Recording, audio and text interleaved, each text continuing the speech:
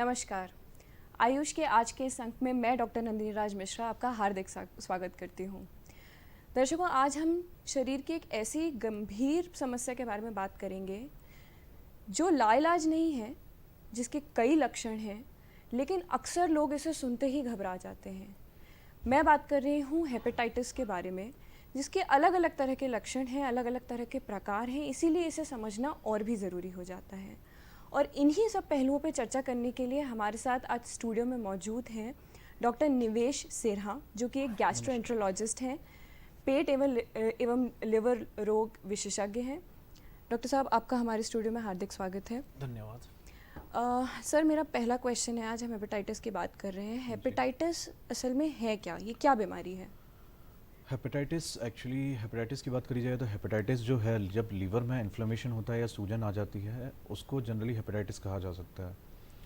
Hepatitis के कई कारण हैं, जैसे जो कॉमनली देखा जाता है वायरल हेपेटाइटिस, वायरस के संक्रमण से जो लीवर पे सूजन आती है उसे वायरल हेपेटाइटिस कहते हैं।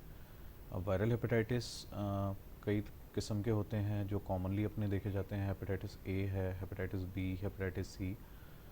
हेपेटाइटिस डी जो है, ये हेपेटाइटिस बी के साथ को इन्फेक्शन में होता है, मतलब साथ में हेपेटाइटिस बी के इन्फेक्शन के साथ सुपर एडेड इन्फेक्शन होता है। अच्छा। और हेपेटाइटिस ई होता है। तो वायरल हेपेटाइटिस की जब बात करते हैं तो हेपेटाइटिस ए और ई जो है, ये प्रदूषित या मतलब संक्रमित पानी या खाने से हो सकता है। हेपेटाइटिस बी और सी ब्लड रिलेटेड प्रोडक्ट्स, फिर जो टैटू या फिर ड्रग अब्यूज़र्स या फिर क्लोज कॉन्टैक्ट से फैल सकता है। अच्छा सर, आप वायरल हेपेटाइटिस बोल रहे हैं, तो वायरल का मतलब ये किसी वायरस से हो रहा है क्या? जी, ये जो वायरल हेपेटाइटिस मतलब वायरस के संक्रमण से होना। अच्छा। और इसके अलावा वायरस जो होते हैं, मतलब ये कई किस्म के होते हैं, पर कॉमनली जैसे मैंने बताया ए से ई तक ये वायरस कॉमनली होते हैं। इसके अलावा अच्छा। भी अन्य किस्म के वायरस होते हैं जो हेपेटाइटिस कर सकते हैं। अच्छा सर, हम वायरस की बात कर रहे हैं क्योंकि हमें जो ग्रामीण क्षेत्रों में भी बहुत लोग देखते हैं, अक्सर उन्हें ये नॉलेज नहीं होता दुर्भाग्यवश कि वायरस और जो हमारे बैक्टीरिया होते हैं उसमें फ़र्क होता है। हाँ। अक्सर लोग ओवर द काउंटर ड्रग्स जाके ले लेते हैं कि हमें एक एंटीबायोटिक दे दो। जी। तो क्योंकि ये एक वायरस की बीमारी है, हाँ। ऐसे में वायरस और बैक्टीरिया में क्या फ़र्क है? जो लोग हमें देख रहे हैं वो ये समझना ज़रूर चाहेंगे। इसको अगर आम भाषा में समझाया जाए तो वायरस की बात करें चाहे बैक्टीरिया की बात करें, ये जीवाणु है। बैक्टीरिया तो अलग किस्म के जीवाणु हैं जिसमें एंटीबायोटिक्स का काम करती है। पर एंटीबायोटिक्स मतलब वायरस के अगेंस्ट काम नहीं करती है, वायरस से लड़ने में मदद नहीं करती। वायरस से लड़ने के लिए एंटीवायरल ड्रग्स आते हैं जो कि टोटली अलग होते हैं। जी। तो इसलिए कई लोगों का ऐसा होता है कि पीलिया आया, हेपेटाइटिस हुआ और मतलब लोकल में या फिर किसी ओवर द काउंटर दवाई की दुकान से दवाइयाँ ले लेते हैं। कई बार वो एंटीबायोटिक्स दे देते हैं। एंटीबायोटिक्स अगर हेपेटाइटिस में दी जाती है, कई बार वो नुकसान भी कर सकती है। जी। तो इसलिए ओवर द काउंटर ड्रग्स नहीं लेना है। अपने मतलब नज़दीकी जो कंसल्ट फिजिशियन या डॉक्टर वहाँ पे रजिस्टर्ड प्रैक्टिशनर है, उनसे एक बार कंसल्ट करके सलाह ज़रूर लें। जी, डॉक्टर साहब ने हमें बहुत अच्छी बात बताई है। बैक्टीरिया और वायरस अपने आप में एक जैसे नहीं हैं, इनके लक्षण अलग होते हैं, ये शरीर पे असर अलग तरीके से करते हैं। तो खुद इसका इलाज ना करें, अपने एक प्रैक्टिशनर, एक डॉक्टर के पास जाएं, उनसे अपना इलाज कराएं। सर, आपने पीलिया अभी मेंशन किया। जी। हेपेटाइटिस और पीलिया में, जॉन्डिस में जी। क्या फ़र्क है? पीलिया बेसिकली एक लक्षण है, बीमारी नहीं है। अच्छा। है ना। जॉन्डिस यानी जब आँखों में पीलापन या पेशाब पीली आने लगती है, तो एक पीलिया एक लक्षण है जिसमें मतलब जो कि हेपेटाइटिस के कारण हो सकता है। अच्छा। और अन्य कई कारण होते हैं, जैसे पीलिया होने के, जैसे पथरी, अगर पित्त की नली में पथरी फंस जाए तो पीलिया हो सकता है। अच्छा। तो वो जॉन्डिस ज़रूर होगा, बट वो हेपेटाइटिस नहीं होगा। अच्छा। तो पीलिया सिर्फ एक लक्षण है, बीमारी का लक्षण है। ये हो सकता है हेपेटाइटिस के कारण हो सकता है अन्य किसी कारणवश हो। तो पीलिया जब भी होता है तो उसका भी मतलब प्रॉपर जब उसका इलाज जांचें होती हैं, उसका कारण पता लगता है किस कारण से है। या तो हेपेटाइटिस के कारण हो सकता है, या कई बार लीवर में दूसरे किस्म के संक्रमण होने से हो सकता है, या फिर कहीं पे पित्त की नली में रुकावट से हो सकता है। कई बार कैंसर के कारण भी पीलिया अच्छा। मिल सकता है। अच्छा तो सर ये तो फिर कॉमन ही हो गया कि अगर पीलिया है तो हमें डॉक्टर के पास जाना है, अपना किसी तरह के इन्वेस्टिगेशन जी जो भी बिल्कुल, डॉक्टर सलाह दे उसे फिर फॉलो करना क्योंकि है। 90% टाइम पीलिया जो होता है ये 90 से 95% टाइम ये हेपेटाइटिस के कारण होगा या कोई अच्छा। मतलब आम बीमारी के कारण होगा। अच्छा। पर 5% की बात करी जाए तो कई बार ये गंभीर बीमारी के रूप में भी प्रेजेंट कर सकता है, जिसका इलाज अगर समय पर ना किया जाए और लेट हो जाए तो जान से भी हाथ धोना तो सर पड़ता जैसा आपने बताया हेपेटाइटिस भी कई प्रकार के है। जी, होते हैं, सब में पीलिया होगा ही, मतलब ये सिम्टम ज़रूरी सब में नहीं ही है। आएगा? हेपेटाइटिस बेसिकली जैसे बात करी जाए तो एक एक्टरिक हेपेटाइटिस बोलते हैं, एक एनेक्टरिक हेपेटाइटिस होते हैं। तो मोस्टली जो हेपेटाइटिस होते हैं दे आर एक्टरिक हेपेटाइटिस, मतलब जिसमें पीलिया होता है। अच्छा। पर जैसे हेपेटाइटिस सी की बात करी जाए वो भी क्रोनिक हेपेटाइटिस कराता है, पर उसमें पीलिया नहीं होता है। हम्म। जैसे हेपेटाइटिस बी की बात कराएं तो हेपेटाइटिस बी भी जो है क्रोनिक हेपेटाइटिस, अब अपने को समझना है एक्यूट हेपेटाइटिस और क्रोनिक हम्म। हेपेटाइटिस। जब भी लीवर पे पहली बार हेपेटाइटिस होता है और जब वो एक्यूट रूप से या मतलब एकदम से अगर एकदम हो से जाता आती है। है जी। तो उसमें कई बार पीलिया होता है, उल्टियाँ होती हैं, लक्षण काफ़ी मतलब यानी सामने उभर के आते हैं। अच्छा। पर जो क्रोनिक हेपेटाइटिस होता है जैसे हेपेटाइटिस बी या सी की बात करें, हम्म। जो कि क्रोनिक हेपेटाइटिस में के रूप में प्रेजेंट करते हैं, हम्म। तो ये लीवर में छुप के बैठे रहते हैं और धीरे धीरे धीरे धीरे धीरे धीरे लीवर को डैमेज अच्छा। करते रहते हैं। वायरल हेपेटाइटिस के अलावा क्रोनिक हेपेटाइटिस जो है कॉमनली जो आजकल नैश जो हो रहा है, नॉन अल्कोहलिक स्टेटो हेपेटाइटिस, हम्म। जैसे लीवर पे चर्बी जमने के कारण जो वेस्टर्न लाइफस्टाइल अच्छा। लोग और ये जो बाहर का खाना, सीडेंट्री लाइफस्टाइल हो गई कि लोगों का बैठने वाला काम ज़्यादा हो गया, फिजिकल हम्म। एक्टिविटी कम हो गई है, हम्म। तो उसमें नैश रिलेटेड हेपेटाइटिस जो होता है हम्म। उसमें भी लक्षण एकदम से उभर के नहीं आते हैं, धीरे धीरे लीवर डैमेज होता रहता है। अच्छा। ये ब्लड टेस्ट कराने पे या जो हाई रिस्क पेशेंट होते हैं जैसे शुगर के मरीज़ हैं, जी। जिनको बहुत ज़्यादा मोटापा है जी। या फिर जिनके रूटीन ब्लड टेस्ट में लीवर के टेस्ट बढ़े हुए हैं, उनको जब देखा जाता है तो उनमें क्रोनिक हेपेटाइटिस कई बार पकड़ में आते हैं। पकड़ में आते और इनका सही समय पे अगर इलाज नहीं होता है तो these are the leading cause of cirrhosis, मतलब सबसे ज़्यादा कॉमन ये एक्यूट की जगह क्रोनिक वाली जो हैं। बीमारियां अच्छा। हैं जो कि धीरे धीरे धीरे धीरे लंबे समय तक लीवर को डैमेज करती रहती है, ये कई बार लीवर सिरोसिस या लीवर फेलियर में परिवर्तित हो जाती है बाद में। अच्छा। डॉक्टर साहब ने एक बहुत अच्छी बात बताई है, दो तरह की बीमारियां हो सकती हैं, एक अक्यूट एक क्रोनिक, जी, है ना? अक्यूट का मतलब होता है जो एकदम से हो जाए, क्रोनिक जो एक लंबे समय तक बीमारी शरीर में है और वो बढ़ रही बढ़ रही है। है, और आम सी बात है कि जो चीज़ लंबे समय तक शरीर में है वो ज़्यादा इफेक्ट ज़्यादा डैमेज करेगी, करेगी। ज़्यादा डैमेज करेगी, ज़्यादा खराब करेगी शरीर को। जी, तो सर क्रोनिक के जो लक्षण हैं ये पहले क्या अक्यूट ही रहता है ऑब्वियसली, क्योंकि पहले कुछ समय के लिए अक्यूट रहा, उसके बाद क्या वो ऐसा रहता है कि शरीर में हाँ, बढ़ता ही चला जा रहा है जैसे ठीक होने के बाद भी? हम्म, जैसे हेपेटाइटिस बी की बात करें, जो क्रोनिक इन्फेक्शन है हेपेटाइटिस बी और सी, तो हेपेटाइटिस सी जो होता है ये कभी एक्यूट हेपेटाइटिस जैसा प्रेजेंट नहीं करता है, ये आएगा शरीर में धीरे धीरे धीरे धीरे डैमेज करता रहेगा। पर अच्छा। हेपेटाइटिस बी दोनों ही रूप ले सकता है, एक तो हो सकता है पहली बार जब वो घुसे तब पीलिया और मतलब काफ़ी सिकनेस वाली फीलिंग दे कि उल्टी होना ये सारी चीज़ें, और फिर वो क्रोनिक में कन्वर्ट हो जाता है। और जैसे एक होता है हेपेटाइटिस बी, ज़रूरी नहीं है जब इन्फेक्शन हो तब उसको मतलब एक्यूट वाले फीचर्स आए कि एकदम अच्छा। से पीलिया हो या फिर कोई लक्षण आए, बस शरीर में घुस गया और वहाँ पे जाके वो लीवर में रहता है और लीवर को धीरे धीरे धीरे धीरे डैमेज करता रहता है। अच्छा, तो क्रॉनिक आप ये कहना चाह रहे हैं कि क्रॉनिक के लक्षण शुरू में नहीं, ज़रूरी बिल्कुल नहीं नहीं। है आए? अच्छा। क्रोनिक के लक्षण ज़रूरी भी नहीं है। दूसरा ये है क्रोनिक हेपेटाइटिस जब चल भी रहा है, अगर लीवर में गतिविधि चल भी रही है तो भी कोई लक्षण नहीं होते हैं। अच्छा। ये सिर्फ लेट स्टेजेस में, जैसे अगर लीवर में डैमेज जब चालू होता है तो जब लीवर को थोड़ा थोड़ा डैमेज करता है तो उसमें फाइब्रोसिस होनी चालू होती है। फाइब्रोसिस की स्टेजेस होती हैं F1 से F4 तक, F1 F2 F3 F4। तो जब तक लीवर F4 फाइब्रोसिस पे नहीं पहुंच जाता तब तक अच्छा। जनरली इनके कोई लक्षण नहीं होते। अच्छा। एक मामूली से लक्षण होता है थकान होना, कि जल्दी थकान हो जाना, भूख सही से न लगना, तो ये सब बहुत आम से सिम्टम्स हैं। इनके बेसिस पे कोई भी ये चीज़ नोटिस नहीं कर पाता, क्योंकि अगर आज की डेट में देखा जाए तो हर अधिकांश लोग ये बोलते हैं कि यार थकान जल्दी हो जाती है, हाँ, पर और थकान कोई हाँ, आमतौर पर अपनी थकान को थकान लेके को इतना चिंतित भी हेपेटाइटिस नहीं जी, होते हैं और जाके अपना टेस्ट भी नहीं करवाते जी। हैं, ना डॉक्टर को दिखाते हैं। और जब लीवर सिरोसिस हो जाती है तब जब इनके लक्षण उभर के आते हैं, वो लीवर सिरोसिस के कारण जब आते हैं हम्म। तब तक पहले ही बहुत देर हो चुकी होती है। अच्छा, सर आपने बताया बी और सी जो है, हेपेटाइटिस बी और सी, ये ज़्यादा खतरनाक है जी और क्रॉनिक भी यही है, लंबे समय तक शरीर में जो छुपे रहते हैं, लंबे समय तक जो रहते जी। हैं। पहले उन्हीं की चर्चा कर लेते हैं। हेपेटाइटिस बी सी से कैसे फ़र्क करता है और इसके लक्षण क्या हैं? लक्षण तो मैंने जैसे दोनों को बताया कि आमतौर से इनके कोई लक्षण नहीं होते हैं। शुरू में। हेपेटाइटिस बी के कारण जैसे अगर काफ़ी सारी चीज़ें हैं हेपेटाइटिस बी के कारण, कई बार ये किडनी पे इफ़ेक्ट करती है, कई चीज़ें करती हैं। ये एक तरीके से ख़तरनाक भी है और इसका इलाज भी बहुत अच्छे तरीके से संभव है। इवन अगर हेपेटाइटिस बी का इलाज सही समय पे, मतलब लीवर पूरा ख़राब होने के पहले अगर शुरू कर दिया जाए तो लीवर पूरी तरीके से रिकवर कर सकता है, भले ही उसमें कितना भी डैमेज हुआ हो।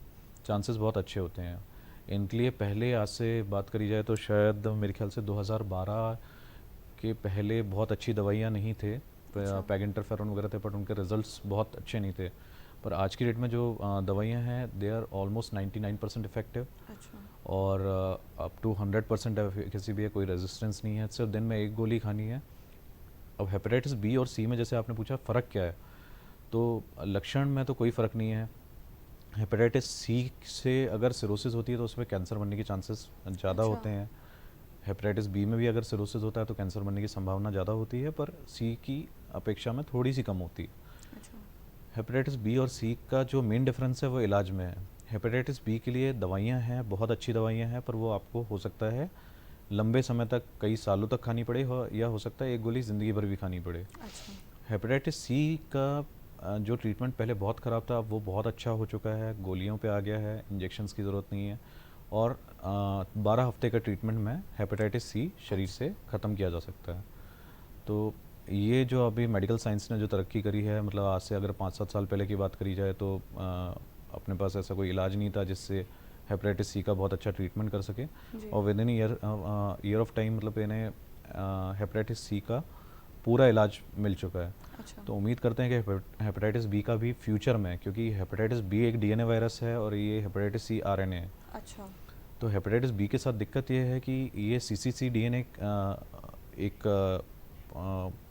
अब कहना चाहिए लीवर के अंदर एक चीज़ होती है सीसीसी डीएनए, उसमें ये बाइंड होके बैठ जाता है। हाँ, तो आपस ये में पूरी, हाँ एंटैंगल्ड है, हाँ वो जुड़ा एंटेंगल्ड है, हुआ है, वो निकलेगा तो वो नहीं। हाँ। निकलता नहीं है खता, अच्छा। इसलिए उसको शरीर से पूरी तरीके से अभी तक निकालना संभव नहीं है। पर इस पे वर्क चल रहा है। हो सकता है अगले 5-10 सालों में अपने को ऐसा कोई दवा मिल जाए जिससे हेपेटाइटिस बी को भी पूरी तरीके से ख़त्म लेकिन करा जाए। इन सारी चीज़ों में पेशेंट का सही समय पे डॉक्टर के पास बिल्कुल पहुंचना भी बिल्कुल। बहुत ज़रूरी हो जाता होगा। जी, जी। जैसे मैंने बताया कि अगर F1 F2 F3 F4 fibrosis तक की बात करी जाए तो F4 जी। फाइब्रोसिस को सिरोसिस कहा जाता है। अगर लीवर पूरी तरीके से बैठा हुआ नहीं है और उस समय पे भी अगर ट्रीटमेंट चालू हो जाता है तो लीवर में रीजनरेटिव कैपेसिटी होती है वापस से वापस से बनने की। जी। अच्छा। तो लीवर कैन मतलब उसमें जो फाइब्रोसिस है वो हो सकता है F4 से F2 F3, मतलब कहीं ये भी अलग अलग वापस आ सकता स्टेजेस है। हैं, हाँ, आपस बढ़ती वापस जाती हाँ होंगी। हाँ। रीजनरेट हो सकता है। जी। तो इसलिए सही समय पे इलाज करना और मतलब सही डॉक्टर को कंसल्ट करना, समय पे इलाज कराना। पीलिया या हेपेटाइटिस डरने वाली बात नहीं है, पर उसका अगर सही समय पे सही इलाज हो जाए तो उससे बचा जा सकता है। सर ये आपने बहुत इम्पोर्टेंट बात बताई है, लेकिन जैसे आपने बताया कि सही समय पर, अब ऐसे कौन से लोग हैं जो इस बारे में ध्यान रखें, उनको पता कैसे चलेगा कि हम इस बीमारी से अछूते नहीं हैं, हमें भी ये हो सकती है? ऐसे कौन से लोग हैं जिनको इसके ज़्यादा ख्याल रखना चाहिए जी, इसका? पहला तो ये है कि हेपेटाइटिस बी की स्क्रीनिंग आजकल बहुत लार्ज स्केल पे की जा रही है। अच्छा।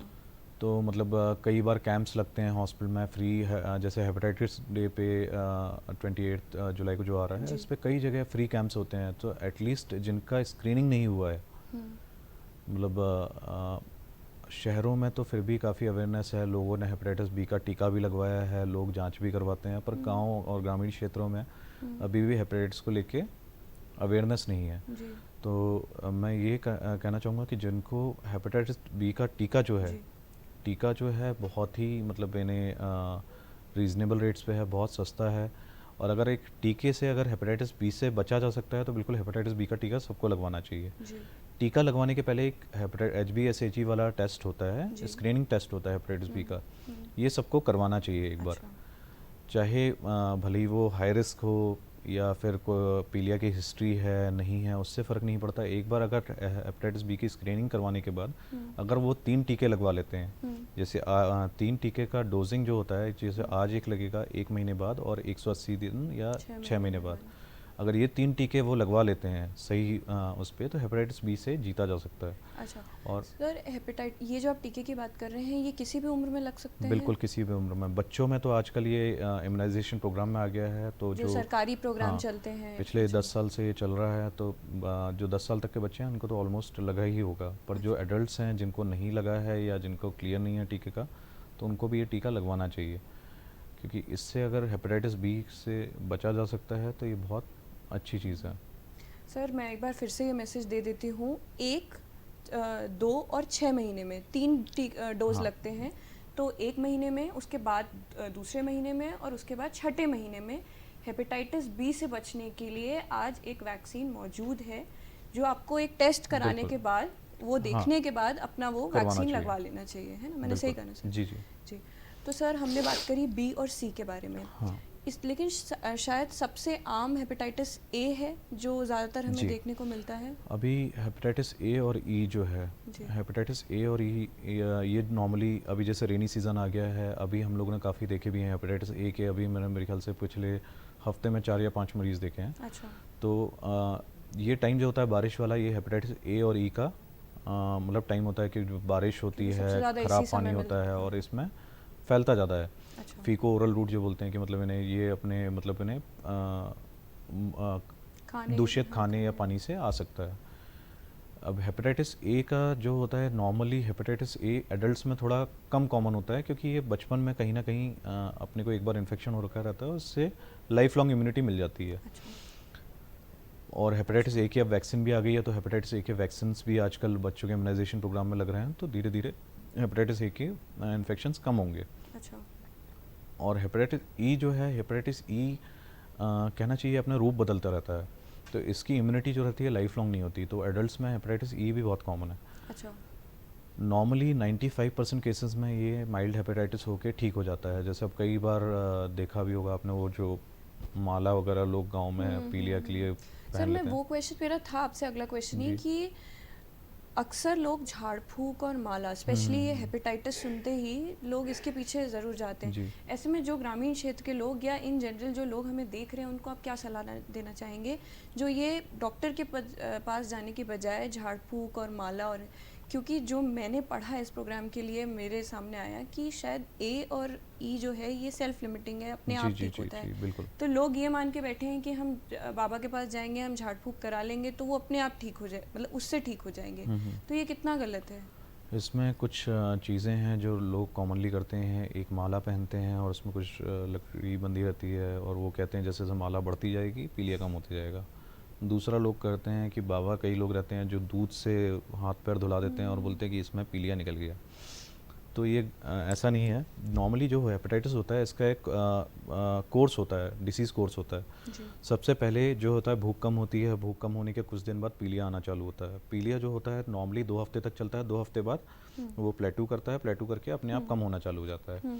अब इसमें आप माला पहनाओगे तो भी वो कम होगा, माला नहीं पहनाओगे तो भी कम होगा। पर इसमें जो मेन चीज़ ये है कि जैसे मैंने बताया 95% टाइम ये सेल्फ लिमिटिंग होगी, डिसीज़ ठीक हो जाएगी, सारी चीज़ें ठीक है। बट 5%, अगर 100 में से 5 लोगों का अगर आंकड़ा देखा जाए, तो वो 5 लोग कौन से होंगे ये किसी को नहीं मालूम होता, कौन सीवियर हेपेटाइटिस में होगा।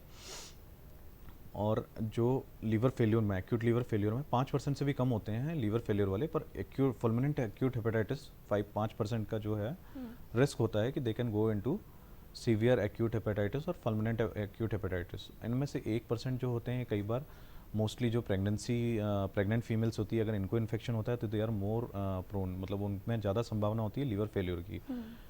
एक्यूट लीवर फेल्योर अपने आप में एक जानलेवा बीमारी है। अगर एक्यूट लीवर फेलियर हो गया तो कई बार 80% टाइम लीवर ट्रांसप्लांट के बिना सर्वाइवल नहीं होता, और अच्छा। लीवर ट्रांसप्लांट इतना आसान नहीं होता है। जी। तो इसलिए जो है 5% रिस्क लेना भी इस बीमारी में सही नहीं है। अच्छा। क्योंकि अगर समय पे सिर्फ कुछ टेस्ट होते हैं, लीवर फंक्शन टेस्ट होता है, PTINR का टेस्ट होता है, अगर सही समय पे डॉक्टर को दिखा के दवा ले ली जाए तो इनसे बचा जा सकता है काफ़ी हद तक। अच्छा। पर अगर लेट कर दिया जाए फिर मुश्किल है। सर आपने लिवर ट्रांसप्लांट की बात करी, ये सिर्फ इसी प्रकार के हेपेटाइटिस में होता है कि ये किसी में भी हो सकता है? नहीं, लीवर ट्रांसप्लांट जो है, लीवर ट्रांसप्लांट बेसिकली जब आपका लीवर काम नहीं कर रहा है और अब उसके बिना सर्वाइवल नहीं है, that time liver transplant is must, तो तब लीवर ट्रांसप्लांट की ज़रूरत पड़ती है।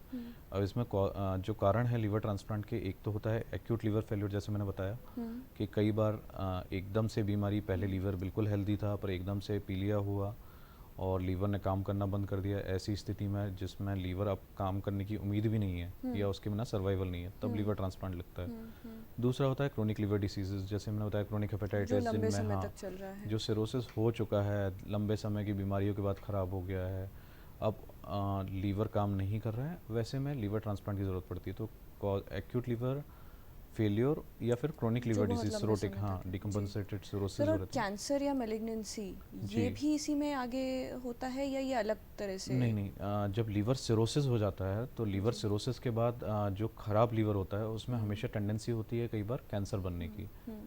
तो जो हेपेटोसेलुलर कार्सिनोमा बोलते हैं, एचसीसी जिसे बोला जाता है, तो जी। जब लीवर सिरोसिस हो जाती है या फिर चाहे वो हेपेटाइटिस बी के कारण हो, सी के कारण हो या फिर नैश के कारण हो या फिर किसी भी अन्य कारण से लीवर अगर ख़राब हो गया है, तो ख़राब लीवर में एक टेंडेंसी होती है जिसे मैलिग्नेंट ट्रांसफॉर्मेशन पोटेंशियल बोलते हैं, जी। कि कैंसर में परिवर्तन होने के चांसेस होते हैं ख़राब जी। लीवर में। जी। इवन हेपेटोसेलुलर कार्सिनोमा, जब लीवर कैंसर भी होता है तब भी एक लीवर ट्रांसप्लांट एक इंडिकेशन है उसके लिए, जी। अगर जी। उसका साइज़ छोटा रहे तो कुछ जी। क्राइटेरियाज हैं, उनको देखने के बाद उनमें भी लीवर ट्रांसप्लांट किया जी। जाता है। जी। सर हमारे पास समय की कुछ कमी है, मेरा आखिरी आपसे एक निवेश ये है कि आप जो लोग हमें इस वक्त देख रहे हैं जिनका जी लाइफस्टाइल बहुत ख़राब है, जो धूम्रपान या शराब का जी सेवन जी करते हैं, मुझे लगता है कि वो भी लिवर पे बहुत असर जी करता है, बिल्कुल। ऐसे लोगों पे लोगों के लिए आप क्या संदेश देना चाहेंगे? लीवर जो है वैसे ये बहुत एक स्ट्रॉन्ग ऑर्गन है। इसमें रीजनरेटिव मतलब पोटेंशियल होता है कि मतलब ये अपने आप में कितना भी आप अगर डैमेज हुआ है एंड अगर आप अपनी लाइफ स्टाइल या फिर उसको जो डैमेज होने के कारण अगर उसको हटा लेते हैं तो ये रिकवर करने लगता है। पर अगर इसका ख्याल ना रखा जाए, जैसे कि अगर लाइफ स्टाइल प्रॉपर ना रखा जाए, जी। रेगुलर जी। जी। एक्सरसाइज, हेल्दी ईटिंग हैबिट्स और रेगुलर कई लोग अल्कोहल इंटेक लेते हैं, तो जी। जी। जी। अल्कोहलिक लीवर डिसीज़ जो होती है, अल्कोहल के कारण लीवर में चर्बी जमना जी। और अल्कोहलिक हेपेटाइटिस होना ये और सारी आखिरी चीज़ें। में सिरोसिस होना। जी। जी। तो आ, इन सब चीज़ों के कारण जी मतलब लिवर हाँ, पे बहुत फ़र्क पड़ता है और बहुत हमें फ़र्क उसी पड़ता से है। बचना चाहिए। तो हाई रिस्क ग्रुप जो होते हैं जिनमें लीवर की बीमारियां होने के चांसेस होते जी। हैं, एक होता है अल्कोहलिक जो रेगुलर अल्कोहल कंजम्पशन कर रहे जी। हैं, डायबिटिक पेशेंट जिनका शुगर अनकंट्रोल्ड जी। है, जी। या ओबेस पेशेंट मोटापा जिनका है, या जो हेल्दी लाइफ स्टाइल नहीं खा रहे हैं, सीडेंटरी लाइफ स्टाइल, तो इन लोगों को खासकर अपना ध्यान रखना चाहिए, लीवर का चेकअप कराना चाहिए और जी। देखना चाहिए। सर ये आपने आज बहुत महत्वपूर्ण जानकारी दी है, मुझे उम्मीद है हमारे दर्शकों को आज किसी न किसी रूप में लाभ ज़रूर मिला होगा। अगले अंक में फिर मुलाकात होगी। नमस्कार। नमस्कार।